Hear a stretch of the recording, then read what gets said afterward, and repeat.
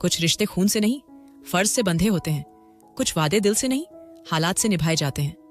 बेटा, मेरे जाने से पहले बस एक वादा पूरा कर दो। संजय अंकल की धीमी कांपती आवाज ने मोहित का दिल दुख से भर दिया। बिस्तर पर लेटे अंकल की आंखों में साफ था कि अब उनके पास ज्यादा समय नहीं है, लेकिन उनके दिल में बस एक ही इच्छा बची थी, प्रिया की शादी। मोहित ने नजरें झुका लीं। सामने खड़ी प्रिया चुपचाप खड़ी थी। उसके चेहरे पर न खुशी थी न दुख, बस एक गहरी खामोशी थी, जैसे उसके दिल ने कुछ महसूस करना बंद कर दिया हो। अंकल, जैसा आप चाहेंगे वैसा ही होगा, मोहित ने धीमे से कहा, और उसकी आंखें भर आईं। संजय अंकल ने राहत की सांस ली, जैसे कोई बड़ा बोझ उतर गया हो। मोहित का हाथ उनके हाथ में था, जो धीरे धीरे ढीला पड़ने लगा उनकी आखिरी सांस के साथ। कुछ दिन बाद गांव के पुराने मंदिर में सादी सी शादी हो गई। ना कोई शोर, ना कोई उत्सव। मोहित ने सादा कुर्ता पायजामा पहना था और प्रिया लाल साड़ी में थी, जैसे कोई पुरानी तस्वीर की हल्की छाया। कुछ बुजुर्ग और रिश्तेदार ही थे। शादी के बाद लोगों ने मोहित की पीठ थपथपाई, जैसे उसने कोई जिम्मेदारी पूरी कर ली हो। शादी के बाद एक छोटे से कमरे में प्रिया जमीन पर चुपचाप बैठी थी। ना कोई गहने, ना श्रृंगार, बस एक सादा सा रूप, जो अब एक समझौते का हिस्सा बन चुका था। मोहित कमरे में आया, थोड़ा रुका और बोला, मुझे तुमसे कुछ नहीं चाहिए। मैंने अंकल से जो वादा किया था बस उसे निभाया है। तुम्हें कोई परेशानी नहीं होने दूंगा। प्रिया ने बस सिर हिलाया। उसने मन ही मन शुक्रिया कहा कि मोहित जबरदस्ती कुछ नहीं करेगा। वह जानती थी कि यह शादी प्यार की नहीं, बल्कि जिम्मेदारी की डोर से बंधी है। दिन बीतने लगे। मोहित सुबह खेतों में काम पर चला जाता और शाम को थक कर लौटता।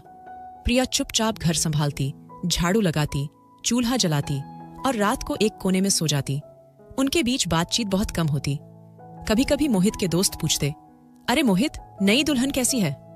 मोहित हंसकर कह देता, बस भगवान की कृपा है। लेकिन सच तो यह था कि उसके मन में न प्यार था न लगाव। वह बस अंकल की खातिर ये रिश्ता निभा रहा था। एक रात जब चांदनी खिड़की से अंदर झांक रही थी, मोहित छत पर बैठा था। प्रिया चुपचाप आई, उसके पास चाय रखी और वापस मुड़ने लगी। प्रिया, मोहित ने पहली बार उसका नाम लिया। प्रिया रुक गई, लेकिन पीछे नहीं मुड़ी। धन्यवाद। और वो पल बस यूं ही बीत गया। अगले दिन सब पहले जैसा ही हो गया। मोहित के अंदर एक उथल पुथल चल रही थी। एक तरफ अंकल का दिया संस्कार, दूसरी ओर उसका आजाद मन। वह खुद को बंधा हुआ महसूस करता था। प्रिया ने खुद को किताबों में लगा लिया। जब मोहित घर पर नहीं होता, वह पढ़ाई करती, पुराने नोट्स देखती और सपने बुनती। उसे पता था कि मोहित उसकी परवाह नहीं करता, लेकिन वह यह भी जानती थी कि वह खुद को यूं ही खत्म नहीं कर सकती। एक दिन गांव के एक बुजुर्ग ने मोहित से कहा, बेटा, तू बहुत भाग्यशाली है। संजय की बेटी बहुत समझदार है। उसमें जो तहजीब है वो आजकल की लड़कियों में कम देखने को मिलती है। मोहित ने हल्की मुस्कान दी, लेकिन उसके दिल में चुभन थी। वह जानता था कि वह इस रिश्ते को वह आदर नहीं दे रहा जो देना चाहिए। कुछ दिन बाद प्रिया को अपने पिता की पुरानी डायरी मिली। उसमें लिखा था, मेरी बेटी, मैंने तुझे मोहित के साथ इसलिए जोड़ा कि दुनिया के बुरे हालातों से तू बच सके। वो तेरा सहारा बनेगा। ये शब्द प्रिया के दिल में तीर की तरह चुभे। उसने ठान लिया वह खुद को बेबस नहीं बनाएगी। प्रिया अब खुद को तैयार कर रही थी, एक ऐसे मुकाम के लिए जहां लोग उसे सिर्फ किसी की पत्नी नहीं, उसकी अपनी पहचान से जाने। वहीं दूसरी ओर मोहित के भीतर कुछ टूटने लगा था, लेकिन अब बहुत देर हो चुकी थी। केवल किसी से किया वादा जिंदगी नहीं बनता, और ना ही किसी की मौत से पहले दिया गया वचन हमेशा साथ निभा पाता है। लेकिन असली कहानी तो अब शुरू हो रही थी। रात का आखिरी पहर था। जब गांव के कुत्ते भी थककर सो चुके थे, मोहित चुपचाप खिड़की के पिछले हिस्से से बाहर निकला। कमर पर एक पुराना थैला टांगा था, जेब में कुछ पैसे थे और दिल में बेचैनी। वह धीरे धीरे गली पार कर गया, बिना कोई आवाज किए। प्रिया ने आंखें खोलीं, मगर कुछ नहीं कहा। उसका दिल पहले ही समझ चुका था कि अब मोहित यहां का नहीं रहा। अभी संजय अंकल की मिट्टी सूखी भी नहीं थी, लेकिन मोहित को चैन नहीं था। मोहित ने खुद से कहा, यह जीवन नहीं, एक बंधन है। मैं बुजुर्गों के वादों का गुलाम नहीं, मुझे अपनी दुनिया खुद बनानी है। उसे ना प्रिया की चुप्पी से फर्क पड़ा और ना ही उससे कोई लगाव बचा था। प्रिया अब उसके लिए बस एक बोझ थी, एक पुरानी जिम्मेदारी जो अब पूरी हो चुकी थी। कुछ ही दिनों में मोहित शहर पहुंच गया। धूल से भरी सड़कों, भीड़-भाड़ और शोर में उसकी नई जिंदगी शुरू हुई। रेलवे स्टेशन से उतरकर वह एक पुराने से कमरे में पहुंचा, जहां छत टपकती थी और दीवारें सीलन से भरी थीं, मगर उसके लिए ये आज़ादी थी। काम की तलाश में भटकते हुए आखिर उसे एक गोदाम में काम मिला, जहां वह ट्रकों से बोरे उतारता था। सुबह से शाम तक पसीना बहाकर रात को थका हुआ उस गंदे बिस्तर पर गिर जाता, लेकिन फिर भी उसके चेहरे पर एक सुकून था, जैसे वह किसी मंजिल की ओर बढ़ रहा हो। एक दिन गोदाम से लौटते समय वह एक चाय की दुकान पर रुका। वहीं उसकी मुलाकात हुई निशा से। निशा साधारण दिखती थी, मगर उसकी आंखों में कुछ खास था। कुछ मुलाकातें, थोड़ी बातें और चाय के बहाने बढ़ती नजदीकियों ने मोहित की जिंदगी को एक नया रंग दिया। एक दिन निशा ने पूछा, क्या तुम मेरे बिना रह सकते हो? मोहित ने मुस्कुराकर जवाब दिया, मैं तो अपने बिना भी नहीं रह पा रहा था, तुमने मुझे पूरा कर दिया। कुछ ही हफ्तों में दोनों ने शादी कर ली। ना कोई रस्म, ना कोई पिछली बात का जिक्र। मोहित ने अपना अतीत, गांव, अंकल और प्रिया सब पीछे छोड़ दिया। निशा के साथ जिंदगी थोड़ी हल्की लगने लगी, लेकिन वक्त बीता और फिर वही हाल, गरीबी, थकान और असफलता। निशा अब मोहित से उबने लगी। उसकी आंखों में सपने थे और मोहित के पास बस थकावट। तुमने तो बड़े वादे किए थे मोहित, लेकिन तुम खुद ही अधूरे हो, मुझे क्या पूरा करोगे? निशा की आवाज तीखी हो चुकी थी। मोहित चुप रहा। वह जानता था उसके पास ना पढ़ाई थी, ना तरीके की समझ, ना वो बात जो निशा जैसी लड़की चाहती थी। उसके पास सिर्फ मेहनत थी और एक खाली दिल। उधर गांव में प्रिया खुद को संभाल रही थी। मोहित के जाने के बाद उसने आंसू नहीं बहाए। वो मजबूत थी। लोगों ने बातें बनाई। मोहित अपनी बीवी को छोड़कर भाग गया। वो तो था ही बेकार, बस संजय का सहारा था। प्रिया ने सब सुना, मगर कोई जवाब नहीं दिया। उसने चुपचाप ठान लिया कि वह अब किसी नाम की मोहताज नहीं बनेगी, ना पिता के नाम की, ना पति के नाम की। मोहित को प्रिया की याद तब आती जब निशा की बातें उसे अंदर से तोड़ देती। तब उसे याद आता, प्रिया ने कभी शिकायत नहीं की। उसकी चुप्पी में सुकून था, इज्जत थी, भरोसा था। एक रात तेज बारिश में निशा गुस्से से दरवाजा बंद करके बोली, अब और नहीं सह सकती, मैं जा रही हूं। और मोहित के सामने फिर वही अकेला कमरा था, भीगा बिस्तर और अकेलापन। धीरे धीरे उसके दिल के कोने में दबी बातें बाहर आने लगीं। शायद जिसे छोड़ आया वही असली जिंदगी थी, मगर अब लौटना आसान नहीं था, या शायद था, लेकिन मोहित को अब खुद पर भरोसा नहीं था। शहर की इस भीड़ में उसकी जिंदगी एक अंधेरे घेरे में कैद हो गई थी। हर सुबह उसे लगता जैसे वह घुट रहा है। कमरे की दीवारें चुभने लगी थीं। वही पुराना बिस्तर, वही सीलन और वही कोने में रखा थैला, जिसमें अब ना कोई सपना बचा था, ना कोई उम्मीद। काम पर जाना अब केवल पेट भरने की मजबूरी बन चुका था। कोई उत्साह या लक्ष्य बाकी नहीं रह गया था। गोदाम का वही बोझ, वही चिल्लाहटें, वही थकान। दिन भर लोहे के बक्से खींचते हुए, बोरियों के बोझ उठाते हुए बीतता और शाम को वह खाली जेब और झुके कंधों के साथ कमरे में लौट आता।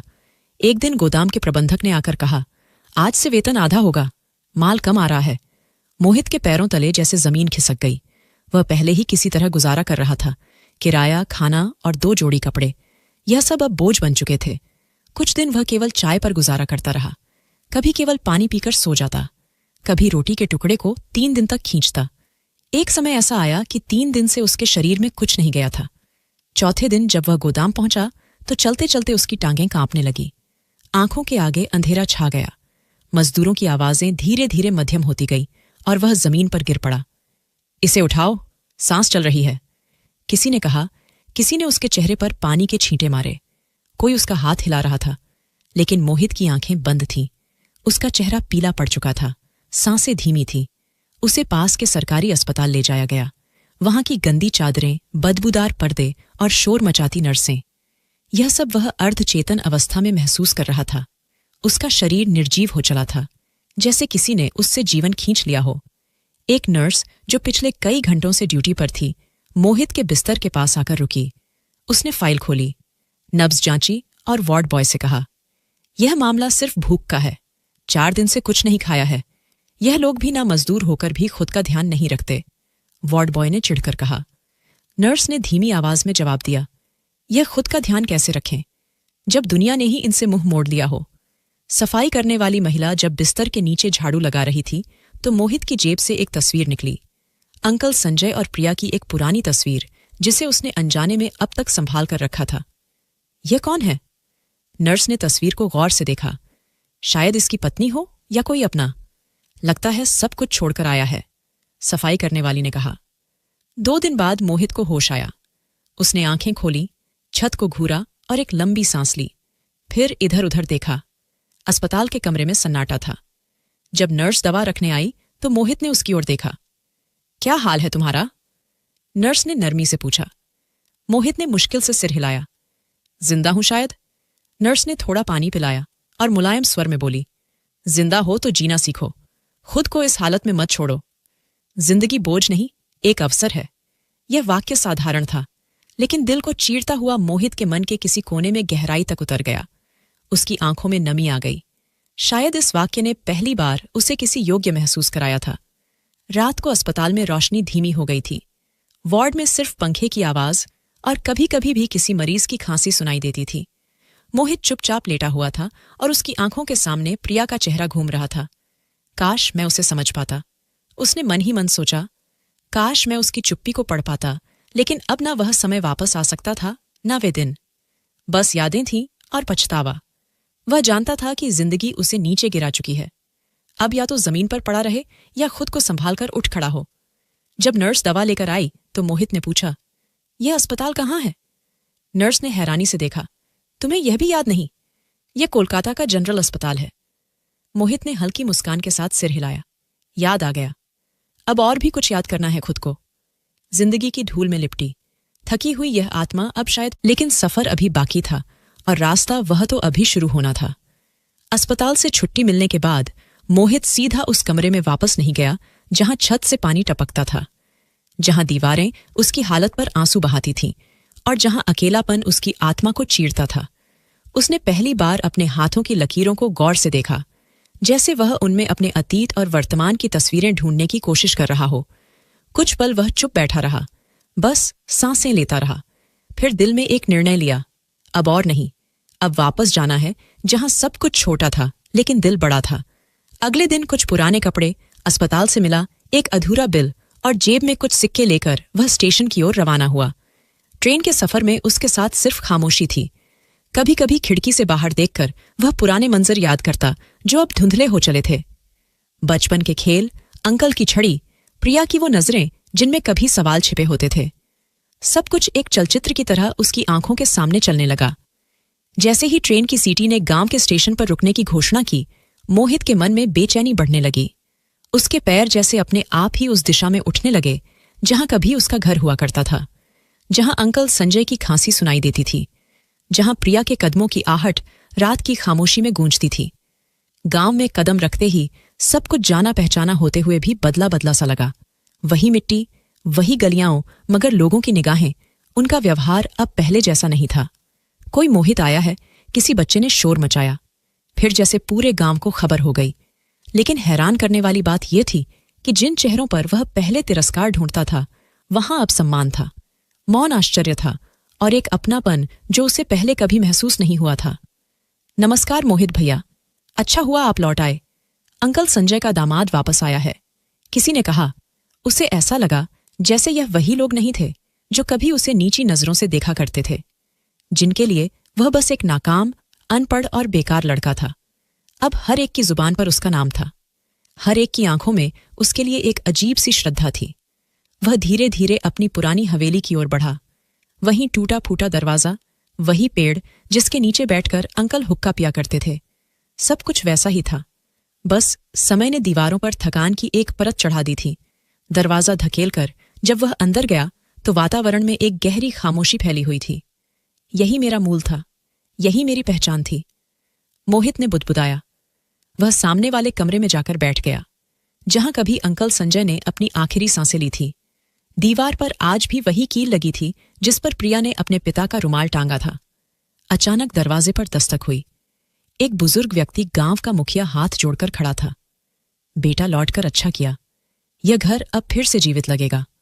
अंकल संजय ने हमारे लिए बहुत कुछ किया, अब तुझसे भी कुछ उम्मीद है। मोहित ने आंखें नीची कर ली। उसे समझ ही नहीं आ रहा था कि यह सब कुछ कैसे और क्यों बदल गया। उसी वक्त एक व्यक्ति आया जो गांव की समिति का प्रतिनिधि था। उसने एक बंद लिफाफा मोहित को दिया। यह पत्र प्रिया ने तुम्हारे लिए हमारे माध्यम से छोड़ा था। शायद उस समय तुम यहां नहीं थे, लेकिन अब हो। मोहित ने कांपते हाथों से लिफाफा खोला। अंदर सिर्फ कुछ पंक्तियां थीं। अगर तुम कभी लौटो तो जान लेना कि तुम्हें वह सम्मान मिलेगा जिसके लिए मैंने सब कुछ छोड़ दिया था। यह हवेली तुम्हारी नहीं, तुम्हारी पहचान है। जिंदगी बार बार अवसर नहीं देती, लेकिन अगर मिल जाए तो उसका आभार प्रकट करना चाहिए। पत्र का हर शब्द मोहित की आत्मा में उतर रहा था। वह जो खुद को तुच्छ समझता था, आज उसके नाम पर गांव वाले सिर झुका रहे थे। यह सब कुछ प्रिया के सपनों, उसकी मेहनत और अंकल संजय की प्रतिष्ठा का परिणाम था। एक कोने में बैठा मोहित देर तक सोचता रहा। वह खुद से नजरें नहीं मिला पा रहा था, ना ही प्रिया से, जो वहां मौजूद ना होते हुए भी उसकी जिंदगी पर सबसे गहरा प्रभाव छोड़ गई थी। रात को जब पूरे गांव में सन्नाटा छा गया, मोहित हवेली के आंगन में बैठा आसमान की ओर देख रहा था। मैं वापस आ गया हूं अंकल, लेकिन अब मैं वह मोहित नहीं हूं जो भाग गया था। अब मैं वह मोहित बनूंगा जिस पर आपको गर्व हो। सन्नाटे में जैसे आकाश से प्रार्थना टपकने लगी, और शायद वह प्रार्थना स्वीकार भी हो गई, क्योंकि एक नई सुबह, एक नई शुरुआत उसके दरवाजे पर सिर झुकाए खड़ी थी। सूरज अब भी पूरी तरह उगा नहीं था, लेकिन गांव की हवा में एक अलग सी चहल पहल थी। मोहित ने हवेली के आंगन में बैठे बैठे कुछ कान्हा फूंसी सुनी। दरवाजे के बाहर से गुजरने वाले कुछ युवक आपस में उत्साह से बात कर रहे थे। आज फिर से आ रही हैं, एक ने कहा, बड़ी गाड़ी में सरकारी रुतबे के साथ। अब तो चौधरी भी उनके सामने खड़े होने से पहले 2 बार सोचते हैं। मोहित चौंक कर ऊपर देखता है। उसने दीवार के उस पार झांकने की कोशिश की जहां गांव के मुख्य चौराहे पर कुछ हलचल हो रही थी। उसी वक्त एक लड़का, जिसे वह बचपन से जानता था, दौड़ता हुआ आया। मोहित भैया, आपने सुना? प्रिया दीदी आ रही हैं। पूरा गांव उनके स्वागत के लिए तैयार है। मोहित को ऐसा लगा जैसे किसी ने उसके कानों में पिघला हुआ शीशा डाल दिया हो। प्रिया वही प्रिया जिसे वह चुपचाप छोड़ आया था, जिसे उसने कभी यह समझे बिना छोड़ दिया था कि उसके दिल में क्या चल रहा है। किस लिए आ रही है? सरकारी द्वारा है। अब वह बड़ी पदाधिकारी है, डीएसपी या कुछ उसी तरह का। लड़का अनभिज्ञ था, लेकिन उसके शब्द मोहित के दिल को छलनी कर गए थे। मोहित ने जल्दी से दरवाजा बंद किया और हवेली के भीतर चला आया। उसका मन उलझा हुआ था। उसे वह पल याद आया जब प्रिया चुपचाप उसके लिए चाय रखकर पलट गई थी। वो खामोशी, वो सुकून और वह मूक प्रेम, सब कुछ आज उसके भीतर गूंज रहा था। दोपहर तक पूरा गांव एक अलग रंग में रंग चुका था। बाजारों की दुकानों पर नया रंग रोगन हो चुका था। चौराहे की सफाई हो रही थी। चौपाल के सामने एक बड़ा सा बैनर लगा था, माननीय प्रिया अंकल, संजय उपायुक्त स्वागत है आपका। मोहित की आंखें बैनर पर टिक गईं। उपायुक्त, उसे अपने कानों पर विश्वास नहीं हो रहा था। वही लड़की जो कभी कच्ची जमीन पर बैठकर चूल्हा जलाया करती थी, आज इतनी ऊंचाई पर पहुंच चुकी थी। आज पूरी तहसील की प्रतिनिधि बनकर आ रही थी। शाम के करीब शोर उठने लगा। एक बड़ी सी सफेद गाड़ी गांव के प्रवेश मार्ग से अंदर आई। उस पर सरकारी झंडा लहरा रहा था। 2 पुलिसकर्मी मोटरसाइकिल पर उसके साथ साथ चल रहे थे। मोहित हवेली के दरवाजे के कोने में खड़ा चुपचाप सब कुछ देख रहा था। गाड़ी चौपाल के पास रुकी। दरवाजा खुला। सफेद सलवार कुर्ता पहने, सिर पर दुपट्टा और आंखों में आत्मविश्वास लिए प्रिया बाहर निकली। उसकी चाल में भरोसा था, लहजे में ठहराव था। पूरे गांव ने तालियां बजाई, महिलाओं ने आशीर्वाद दिए और बच्चों ने उस पर फूल बरसाए। चौधरी मंजूर, जो कभी अंकल संजय को नाम से भी नहीं पुकारता था, आज हाथ जोड़कर बोला, प्रिया जी, आपने तो पूरे क्षेत्र का नाम रोशन कर दिया। हमें आप पर गर्व है। प्रिया ने सिर झुकाकर मुस्कुरा दिया, लेकिन उसकी नजरें भीड़ को चीरती हुई कहीं दूर हवेली की दीवार के पीछे झांकने लगी। उसे कुछ एहसास हुआ जैसे वहां कोई खड़ा हो। उसने गाड़ी की ओर लौटने से पहले कहा, अंकल संजय का घर, उसकी हवेली, यह इलाका कभी उसकी कुर्बानियों का गवाह था। आज अगर मैं कुछ बन सकी हूं तो इस धरती की बदौलत लोगों की आंखों में श्रद्धा थी। बुजुर्ग और चौधरी उसके एक एक शब्द पर सिर हिला रहे थे, जैसे कोई आदेश सुन रहे हो। मोहित वहीं बैठा रहा, जमीन को घूरता रहा। वह चाहता तो सामने जाकर खड़ा हो सकता था। वह उसका पति था, उसका नाम उसके साथ जुड़ा था, लेकिन उसे लगा कि अब वह उसके योग्य नहीं रहा। उसे वे पल याद आने लगे जब वह शहर में मजदूरी करता था। निशा की तंज भरी बातें, भूख से बेहोश हो जाना, और फिर अस्पताल की वह नर्स जिसने कहा था, अगर जिंदा हो तो जीना सीखो। प्रिया गाड़ी में बैठकर रवाना हो गई। गांव की गलियां कुछ देर तक उसकी खुशबू से महकती रही। लोग देर तक उसकी बातों का जिक्र करते रहे। रात को मोहित हवेली के आंगन में बैठा तारों को निहार रहा था। प्रिया ने केवल परीक्षा पास नहीं की थी, उसने जीवन की विजय पाई थी। अब मोहित की बारी थी खुद को पहचानने की, कुछ बनने की, या कम से कम एक सच्चा इंसान बनने की कोशिश करने की। और शायद यही हैरानी का असली सफर था। बाहर की दुनिया नहीं, अंदर का बदल जाना। जब दोपहर की छांव लंबी होने लगी तो गांव के कुछ बुजुर्ग मोहित की हवेली पर आए। वह चुपचाप बैठा हुआ था, जैसे किसी सोच में खोया हुआ हो। उनमें से एक प्रकाश राव, जो गांव की समिति के प्रमुख सदस्य थे, आगे बढ़े और एक लिफाफा हाथ में लेकर मेज पर रख दिया। पुत्र मोहित, यह लिखित निवेदन हम सबकी ओर से है। अगर संभव हो तो अपनी पत्नी से कहना कि यह कार्य हमारे लिए कर दे। यह हमारी इज्जत का सवाल है। मोहित ने हैरानी से लिफाफा उठाया, लेकिन अब तक वह समझ नहीं पाया था कि मामला क्या है। आखिर यह कैसा काम है? उसने धीमे स्वर में पूछा। प्रकाश राव ने नजरें चुराते हुए कहा, विवरण समाप्त है, तुम स्वयं पढ़ लो। हम चाहते हैं कि तुम खुद उससे बात करो। लोग वहां से चले गए और मोहित देर तक लिफाफा हाथ में थामे बैठा रहा। उसका दिल अनजानी घबराहट से धड़कने लगा। आखिरकार उसने लिफाफा खोला। अंदर सिर्फ कुछ वाक्य लिखे थे। प्रिया देवी, आपके प्रभाव और पद की शक्ति से हमें आशा है कि आप थाने में बंद हमारे 2 लड़कों को रिहा करवा दें। वे निर्दोष हैं। यदि आप सिफारिश कर दें तो मामला शांतिपूर्वक सुलझ सकता है। पूरी बिरादरी आपकी आभारी रहेगी। मोहित को ऐसा लगा जैसे यह कोई पत्र नहीं, बल्कि कोई भारी बोझ की रसीद हो, जो कभी अपनी पत्नी को कमजोर, बेबस और चुपचाप समझता था, आज उसी को एक सशक्त अधिकारी के रूप में देखने वाला था।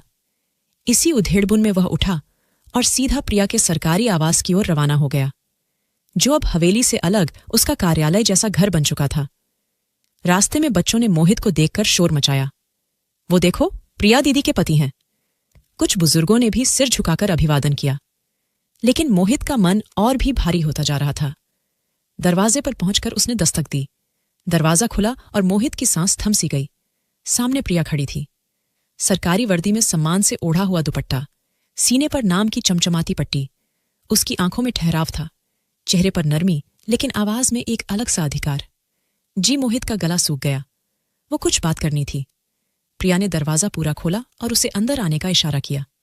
मोहित धीरे धीरे अंदर दाखिल हुआ, जैसे किसी अदालत में पेश हो रहा हो। कमरे में सब कुछ सुव्यवस्थित था। फाइलें, सरकारी टेलीफोन और एक मेज जिस पर ताजा चाय का कप रखा था। यह वही प्रिया थी जो कभी कच्ची जमीन पर नंगे पांव चलकर गलियां साफ किया करती थी। आज उसके पैरों के नीचे कालीन था और सिर पर अधिकार की छाया। यह पत्र है, गांव वालों ने दिया है। कुछ मदद मांगनी है तुमसे। मोहित ने लिफाफा उसकी मेज पर रख दिया। प्रिया ने बिना किसी भाव के लिफाफा खोला, पढ़ा और चुपचाप एक ओर रख दिया। यह लोग सिफारिश मांग रहे हैं, और तुम क्या चाहते हो? मोहित ने नजरें चुरा ली, जैसे उसकी आंखों में छुपे हुए अपराधों का हिसाब दर्ज हो। मैं कुछ नहीं चाहता, मैं बस पहुंचाने आया था। प्रिया ने पल भर उसे ध्यान से देखा। वही आंखें जो कभी मोहित को बेजुबान लगती थीं, आज वह सवाल कर रही थी। बिना चीखे, बिना बोले, क्या तुमने कभी यह पूछा कि मैं उस वक्त क्या चाहती थी जब तुम मुझे छोड़कर चले गए थे? जब तुमने यह समझा कि मैं बस एक शांत लड़की हूं जो तुम्हारे बिना कुछ नहीं। मोहित की पलकें झपकने लगी। वह उसके स्वर के सामने खुद को बहुत छोटा महसूस कर रहा था। मुझे माफ कर दो, वह मुश्किल से बोल पाया। माफी वह हंसी, लेकिन दर्द से भरी। तुम्हें लगता है कि केवल शब्दों से पाप मिट जाते हैं? मोहित की आंखें भर आई। नहीं, मैं जानता हूं।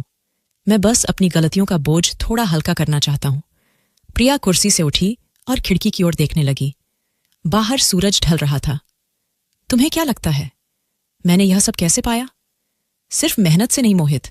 मैंने तुम्हारी दी हुई तन्हाई को, तुम्हारे छोड़कर जाने के दर्द को, तुम्हारी खामोश नफरत को ईंधन बनाया। हर रात जब मैं तुम्हारे खाली बिस्तर को देखती थी तो मेरे दिल में यह संकल्प और भी मजबूत हो जाता था कि मैं खुद को तुम्हारे बिना भी संपूर्ण बनाकर दिखाऊंगी। और फिर वह दिन आया जब मेरा CSS का परिणाम आया। मेरी सालों की मेहनत, मेरे सालों का अभ्यास सफल हुआ। मेरे कंधों से एक भारी बोझ उतर गया। प्रिया ने मोहित की ओर देखा, जो नजरें झुकाए खड़ा था। उसने गहरी सांस ली और कहा, समय बीत जाता है मोहित, लेकिन जो घाव हम दूसरों को देते हैं वह पीछे रह जाते हैं। उन्हें भरने में बहुत समय लगता है। कुछ घाव ऐसे होते हैं जो कभी नहीं भरते। मोहित खामोशी से खड़ा था, जैसे उसके अपराध उसकी गर्दन में जंजीर बन गए हो। उसकी झोंक आंखों में बेइंतहा शर्मिंदगी की थी। प्रिया सब महसूस कर रही थी, लेकिन उसने मेज की दराज से कलम निकाली। कागज पर लिखा, खत पर कार्यवाही की जा रही है। फिर उसे लिफाफे में डालकर मोहित को दिया। जाकर प्रकाश साहब को दे आओ। और सुनो मोहित। मोहित ने नजरें उठाकर देखा। अगर तुम वाकई माफी चाहते हो तो खुद को वह इंसान बनाओ जो अपने अपराध का बोझ खुद उठा सके। मोहित का दिल कांप गया। उसकी आंखों से आंसू बह निकले। प्रिया की वर्दी, उसकी आवाज, उसकी गरिमा, सब कुछ मोहित को बहुत छोटा महसूस करा रहे थे। जब वह बाहर निकला तो सूरज ढल चुका था और आसमान में नारंगी रोशनी फैल रही थी। शायद वही रोशनी मोहित के भीतर भी कोई नया सूरज जगा रही थी। लेकिन वह जानता था अब रास्ता लंबा है और इस बार केवल कदम नहीं, नियत भी सच्ची होनी चाहिए। शाम का समय था। इलाके में छोटे दुकानदार अपना सामान समेट रहे थे। बाजार की चहल पहल धीरे धीरे खामोशी में बदल रही थी। मजदूर वर्ग थका मांदा अपनी झोपड़ियों की ओर लौट रहा था। मोहित भी एक कोने में बैठा था, हाथ में खाली थैली, आंखों में थकान और दिल में अविश्वास का अंधेरा। पिछले 2 दिनों से उसे कोई काम नहीं मिला था। जेब खाली थी और पेट में भूख। एक समय के खाने का भी इंतजाम ना हो सका था। दोस्तों से उधार मांग मांग कर वह शर्मिंदगी की सारी सीमाएं पार कर चुका था। एक रात जब वह एक दुकान के सामने से गुजरा तो देखा कि कुछ बचा खुचा सामान बाहर पड़ा है। तभी भीतर के शैतान ने धीरे से फुसफुसाया, बस एक चीज ही तो उठानी है, कोई देख नहीं रहा। मोहित ने कुछ पल आसपास देखा, फिर धीरे धीरे आगे बढ़ा। उसने एक छोटा सा मोबाइल का डिब्बा उठाया ही था कि पीछे से आवाज आई, अरे चोरी कर रहा है। 2 लोग दौड़े और देखते ही देखते मोहित को पकड़कर थाने ले गए। किसी ने कुछ सुना नहीं, किसी ने कुछ समझने की कोशिश नहीं की। बस उसके माथे पर चोर का ठप्पा लगा दिया गया। थाने की दीवारें भारी लग रही थीं और भीतर की हवा में गालियों, बदबू और डर का मिश्रण था। मोहित को लोहे की सलाखों के पीछे डाल दिया गया। पूरी रात उसे नींद नहीं आई। वह दीवार से टिककर बैठ गया। आंखें बंद की तो पुरानी यादें एक एक कर उसके जहन में उतरने लगी। अंकल संजय का स्नेह, प्रिया की चुप्पी, हवेली की छत और गांव के कुएं की ठंडी हवा, सब कुछ किसी चलचित्र की तरह उसके सामने घूमने लगा। वे पल भी याद आए जब उसने प्रिया को दुकान के बाहर रोते हुए देखा था, मगर पलटकर कुछ पूछा नहीं। वे रातें जब वह चुपचाप किताबों में खोई रहती थी और वह अपनी दुनिया में मस्त रहता था। सुबह हुई तो थाने के बाहर एक एसयूवी आकर रुकी। उस पर नीली नंबर प्लेट थी। पुलिस के साथ एक सम्मानित महिला उतरी। सबने आदर से सिर झुका दिया। यह प्रिया थी। अधिकारी उसे गंभीरता से सलाम कर रहे थे। वह सीधे भीतर गई, थानेदार से बात की और कुछ ही मिनटों में मोहित को सलाखों से बाहर निकाला गया। मोहित ने नजर उठाकर देखा, सामने प्रिया खड़ी थी, वर्दी में गरिमा के साथ, मगर चेहरा शांत। चलो बाहर आओ। मोहित ने एक पल उसे देखा, फिर धीरे से बाहर आया। उसे ऐसा लग रहा था जैसे जमीन उसके पांवों के नीचे से निकल गई हो। अगर कोई और मदद करता तो शायद उसे इतना शर्मिंदगी की ना होती। लेकिन यह वही स्त्री थी जिसे उसने कभी अनदेखा किया था, कमतर समझा था। बाहर आकर जब वह गाड़ी में बैठा, प्रिया ने एक शब्द भी नहीं कहा। गाड़ी चुपचाप चलती रही। मोहित का सिर झुका हुआ था और उसका मन अंदर ही अंदर रो रहा था। रास्ते भर वह बार बार प्रिया का चेहरा देखना चाहता था, मगर उसमें साहस नहीं था। प्रिया की आंखें सीधे रास्ते पर टिकी थीं, जैसे उसके मन में कोई भावनाएं शेष न बची हो। लेकिन मोहित जानता था कि वह खामोशी खालीपन नहीं, बल्कि गहरे घावों की निशानी थी। जब गाड़ी उसके पुराने कमरे के सामने रुकी, प्रिया ने दरवाजा खोला और बस इतना कहा, उतरो। मोहित नीचे उतरा। पल भर रुका, कुछ कहना चाहा, लेकिन शब्द साथ छोड़ गए। प्रिया दरवाजा बंद कर चली गई। पीछे धूल उड़ती रह गई। रात को वह कमरे में चुपचाप बैठा रहा, हाथों की लकीरें देखता रहा, दीवारों पर टंगे पुराने कपड़ों को घूरता और अंदर ही अंदर टूटता रहा। उस दिन पहली बार उसे पूरी तरह से एहसास हुआ कि जिसे वह एक खामोश साया समझता रहा, वह वास्तव में एक संपूर्ण अस्तित्व थी। एक ऐसी स्त्री जिसने अकेलेपन की वह पीड़ा सही थी जिससे वह स्वयं भागता रहा। थाने की वह रात, जेल की दीवारें और प्रिया की खामोशी, यह सब उसके भीतर के दरवाजे खोल चुके थे। उसे प्रिया की खामोश आंखों में एक ऐसा दर्द दिखा था जो कभी जुबान पर नहीं आया, ना शिकायत बनी, बस भीतर ही भीतर सुलगता रहा और एक दिन चुपचाप उसकी गरिमा को प्रकाशित कर गया। अब उसे समझ आ गया था कि उसका अपराध केवल चोरी नहीं था। उसका असली गुनाह यह था कि उसने किसी के सपनों, भावनाओं और मौन को तुच्छ समझा, और यह वह अपराध था जिसकी सजा अदालत नहीं बल्कि आत्मा देती है। सूरज की रोशनी उस दिन कुछ ज्यादा ही तेज लग रही थी। मोहित एक कोने में बैठा था, हाथों में छाले, माथे पर पसीना और दिल में हार का अंगार जल रहा था। उसकी आंखों के सामने जैसे पूरी जिंदगी की तस्वीरें लटक रही थीं। अंकल संजय की अंतिम सांस, प्रिया की चुप्पी, चोरी का आरोप और वह क्षण जब वह जेल की सलाखों के पीछे खुद से आंख नहीं मिला पाया था। दोपहर के समय जब मजदूरों की भीड़ थोड़ी कम हुई, मोहित खुद को एक छाव की तलाश में एक सुनसान कोने तक ले गया। वहां एक पीपल का पेड़ था जिसके नीचे एक बूढ़ा साधु बैठा था।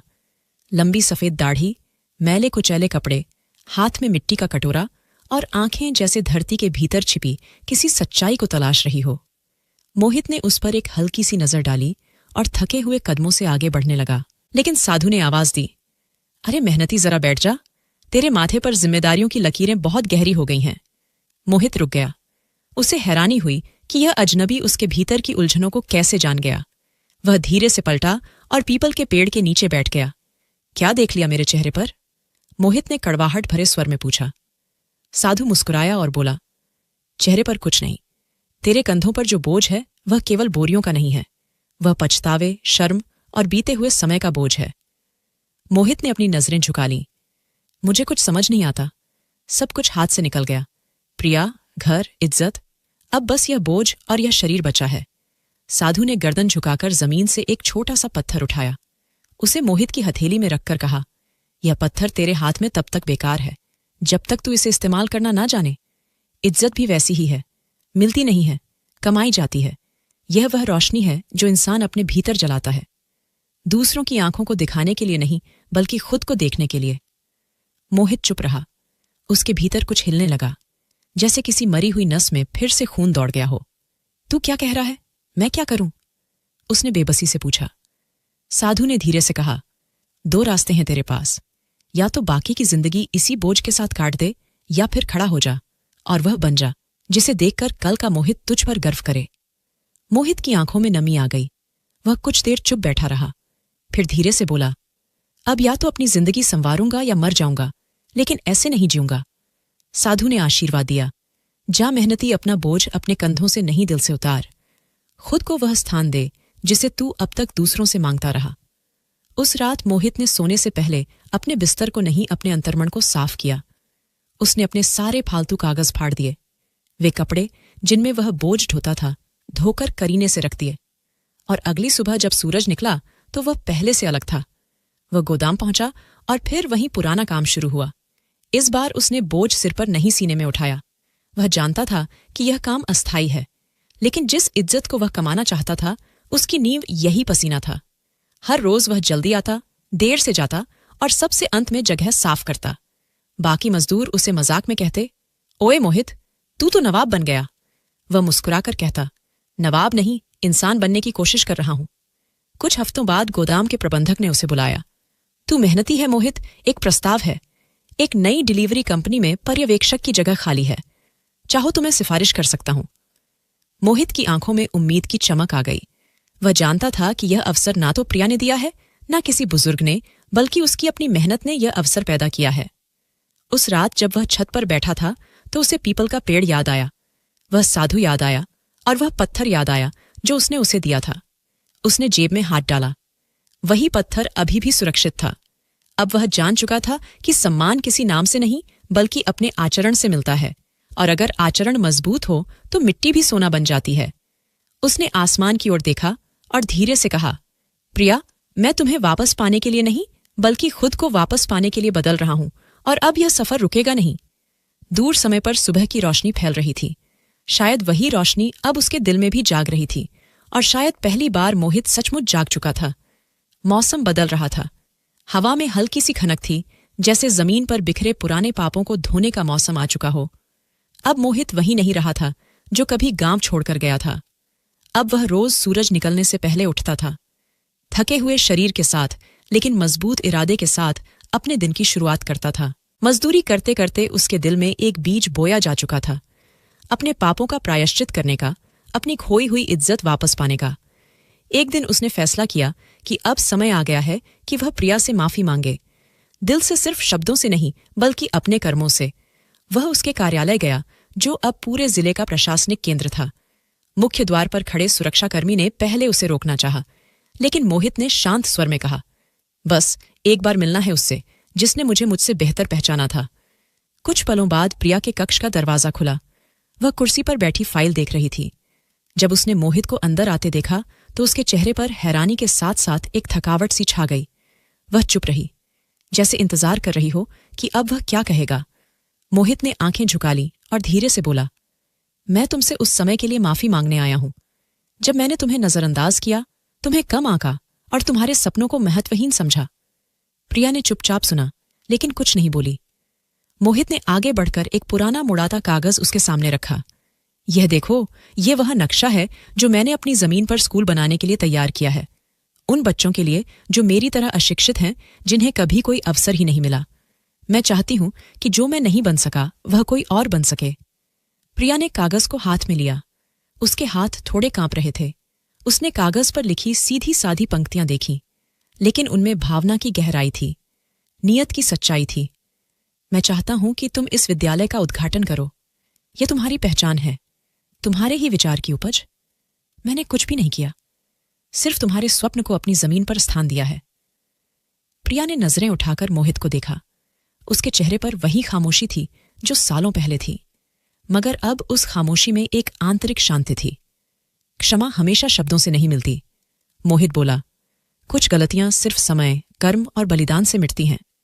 उसने सिर झुकाकर कहा, इसीलिए तो तुम्हारे द्वार पर आया हूं, सिर्फ तुम्हें यह बताने के लिए कि मैं बदलने की कोशिश कर रहा हूं, और यह कोशिश स्थायी है, दिखावे की नहीं। कुछ ही दिनों में पूरे गांव में चर्चा थी। वह जमीन जहां कभी मोहित खेती करता था, अब एक छोटे से विद्यालय में बदल रही थी। मजदूर ईंटें लगा रहे थे। बच्चे आसपास इकट्ठा होकर देख रहे थे कि उनके लिए एक नई दुनिया बसने वाली है। जब विद्यालय का बोर्ड लगा तो उस पर बड़े अक्षरों में लिखा था, प्रिया अंकल, संजय विद्यालय ज्ञान के लिए। जब प्रिया उद्घाटन पर पहुंची तो पूरे गांव ने तालियां बजाईं। मोहित ने उसका स्वागत किया, मगर बिना किसी घमंड के। उसके व्यवहार में विनम्रता थी और आंखों में संतोष। मंच पर माइक के सामने खड़े होकर मोहित ने संक्षिप्त मगर प्रभावशाली शब्दों में कहा, यह विद्यालय उस स्त्री के नाम है जिसने न केवल स्वयं को पहचाना, बल्कि मुझे भी मेरी कमजोरियों का दर्पण दिखाया। मैंने अपने जीवन का सबसे बड़ा पाठ उसकी खामोशी से सीखा। प्रिया की आंखों में आंसू आ गए। वह जानती थी कि कुछ घाव शब्दों से नहीं भरते, मगर यह भी सत्य था कि जब कोई व्यक्ति अपनी कमियों को स्वीकार कर उन्हें सुधारने में लग जाए तो वह दोषी नहीं रहता, वह सीखने वाला बन जाता है। विद्यालय के उद्घाटन के बाद जब सब लौटने लगे, प्रिया रुकी और धीरे से बोली, शायद तुमने सच में क्षमा मांगी है। मोहित शब्दों से नहीं, कर्मों से पहचान चाहता था।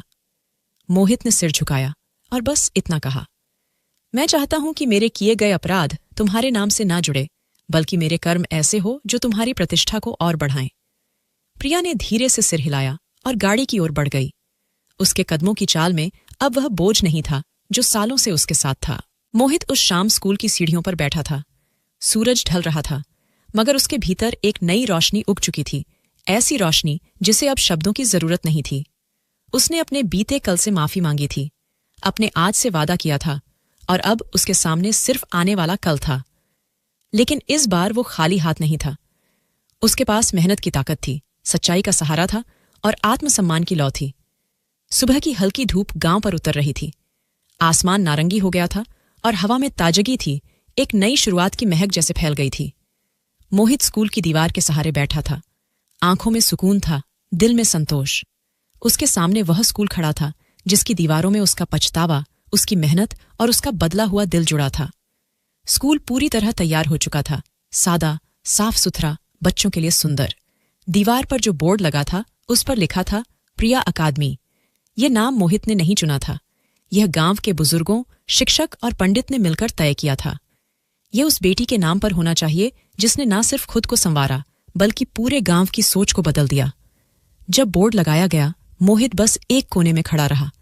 प्रिया को खबर दी गई, पर उसने कुछ नहीं कहा। अगले दिन वह चुपचाप स्कूल आ गई। गाड़ी से उतरी तो बच्चे कतार में खड़े थे, हाथों में फूल, आंखों में सपने। मोहित दरवाजे पर खड़ा था। उसे देखकर उसका दिल जैसे कांपने लगा। सालों की गलतियां, अपराधबोध और पछतावा उस एक पल में उसकी आंखों के सामने घूम गए। प्रिया उसके पास आई, नजरें मिली और कुछ देर के लिए सब थम सा गया। ना कोई गिला, ना कोई सवाल, बस एक अधूरी कहानी जो अब पूरी हो रही थी। तुमने ये सब मेरे नाम किया? उसकी आवाज में कोई हैरानी नहीं थी, बस एक हल्का सा एहसास। मोहित ने धीमे से कहा, यह सब तुम्हारे सपने का ही हिस्सा है। मैं तो बस एक गलती करने वाला था, जिसने देर से सीखा मगर दिल से सीखा। प्रिया ने स्कूल की इमारत की ओर देखा और कहा, यह सिर्फ एक स्कूल नहीं है मोहित, ये तुम्हारी नई जिंदगी की शुरुआत है, और शायद हमारी भी। बच्चों ने तालियां बजाईं, फूल भेंट किए। एक शिक्षक ने प्रार्थना में कहा, हे पालनहार, जो हमें कलम से रोशनी देता है, इस जगह को ज्ञान का मंदिर बना देना। उद्घाटन पूरा हुआ, मगर असली शुरुआत अब हो रही थी। मोहित और प्रिया साथ साथ स्कूल के भीतर गए। मोहित ने दरवाजा खोला और प्रिया को पहले अंदर जाने दिया। वह सम्मान जो पहले कभी नहीं दिया गया था, अब बिना शब्दों के दिया जा रहा था। अंदर एक छोटा कमरा था, कार्यालय। प्रिया ने खिड़की खोली। सूरज की किरणें कमरे में आईं। वह कुर्सी पर बैठी और बोली, तुम सच में बदल गए हो मोहित। मोहित जमीन पर बैठते हुए बोला, बदला नहीं हूं, बस सीखा हूं, और जो सीखता है वो झुकता है, चिल्लाता नहीं। प्रिया ने पहली बार उसकी आंखों में देखा। अब वहां घमंड नहीं था, सिर्फ सच्चाई थी। किसी ने उसकी खामोशी को महसूस किया था, पहली बार उसकी कुर्बानी को पहचाना गया था। मैं दोबारा किसी रिश्ते से नहीं डरती, बस इस बार वो रिश्ता बराबरी का होना चाहिए, सम्मान का। मोहित ने आंखें उठाकर कहा, मैं वादा नहीं करता कि अब सब सही होगा, पर यह जरूर कहता हूं, अब मैं वो मोहित नहीं हूं जो तुम्हें अकेला छोड़ गया था। प्रिया ने एक फाइल उसकी ओर बढ़ाई। ये स्कूल की पंजीकरण फाइल है, अब इसकी जिम्मेदारी तुम्हारी है, मेरी नहीं। मोहित ने फाइल इस तरह ली जैसे उसने जिंदगी की सबसे कीमती चीज छू ली हो। बाहर बच्चे खेल रहे थे, पेड़ों पर चिड़ियां चहचहा रही थीं, सूरज की किरणें स्कूल की दीवारों पर पड़ रही थीं। सब कुछ पूरा लग रहा था। सालों बाद एक अधूरी कहानी पूरी हुई थी। अतीत की कड़वाहटें और चुप जख्म अब पीछे छूट चुके थे। अब बस एक नई सुबह थी, एक नई दिशा और एक नया रिश्ता, जिसमें कोई ऊपर नहीं, कोई नीचे नहीं, बस बराबरी। सिर्फ माफी मांग लेना काफी नहीं होता, इंसान को बदलना पड़ता है। और असली बदलाव तब होता है जब वो झुककर बिना शोर किए रिश्तों की मरम्मत करता है। सम्मान का रिश्ता वही होता है जहां दोनों साथ चलें, न आगे न पीछे। दोस्तों, वीडियो कैसा लगा कमेंट करके जरूर बताएं। वीडियो को लाइक और चैनल को सब्सक्राइब जरूर करें